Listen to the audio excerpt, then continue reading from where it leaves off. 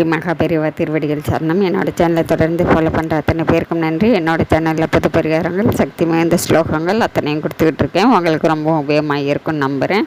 இந்த பதிவில் நாம் பார்க்க போகிறது, நம்மளுடைய வாழ்க்கையில் எந்த ஒரு வளமும் கிடைக்கல, எந்த விஷயங்களும் நல்ல விஷயங்களே நடக்க மாட்டேங்குது. நம்ம வீடே பார்த்திங்கன்னா என்னமோ இருளடைந்த மாதிரி இருக்குது. யாராவது ஏதாவது செய்து விட்டாங்களா அப்படிங்கிற ஒரு சந்தேகம் வரும்.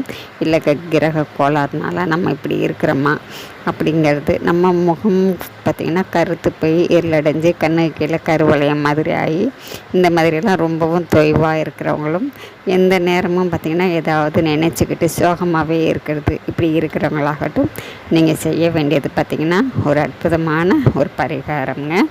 இதை நீங்கள் செய்ய வேண்டியது, நாட்டு மருந்து கடைகளில் நவதானியம் அப்படின்னு கேளுங்க, தருவாங்க. அதை வாங்கிட்டு வந்து ஒரு துணியில், மஞ்சள் கலர் துணிங்க, அதில் நீங்கள் மூட்டையாக கட்டணுங்க. அதை கட்டிக்கிட்டு நீங்கள் வியாழக்கிழமை அன்னைக்கு இரவு படுக்கும்போது அந்த மூட்டை மேலே உங்கள் தலையை வைத்து படுக்கணும். நவதானியங்கிறது எல்லாத்தையும் கலந்து ஒரு 1/4 கிலோவாவது வாங்கிக்கோங்க. அதை வாங்கி மூட்டையாக கட்டி நீங்கள் தலைக்கு வைத்துக்கிட்டு படுத்துக்கணும். நீங்கள் படுத்துக்கிட்டு காலையில் எழுந்திரிச்சோடனே அந்த நவதானியத்தை கொஞ்சம் வெல்லம் போட்டு தண்ணி விட்டு மிக்சியில் போட்டு நல்லா அரைச்சிடுங்க. அரைச்சதுக்கப்புறம் அதை எடுத்துக்கிட்டு போய் நீங்கள் பறவைகளுக்கு கொடுக்கலாங்க. அப்படி இல்லைன்னாக்கா மாட்டுக்கு கொடுத்துடுங்க.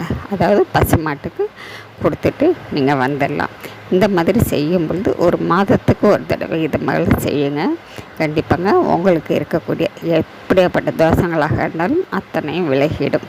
அது அற்புதமான எளிமையான பரிகாரம், இருந்தாலும் பவர்ஃபுல்லான பரிகாரம். செஞ்சு தான் பாருங்கள். தொடர்ந்து ஒரு 6 மாதத்துக்கு செய்யுங்க. இது போலவே கண்டிப்பாங்க நீங்கள் ஒரு வளமான வாழ்க்கை, நல்ல எதிர்காலம் உங்களுக்கு கிடைக்கும். உங்களை பிடிச்சிருக்கக்கூடிய அத்தனை பிழைகளும் வெளியேறிவிடும். நம்பிக்கையோடு செய்யுங்க. நம்ம அடுத்த பதிவில் பார்க்கலாம்.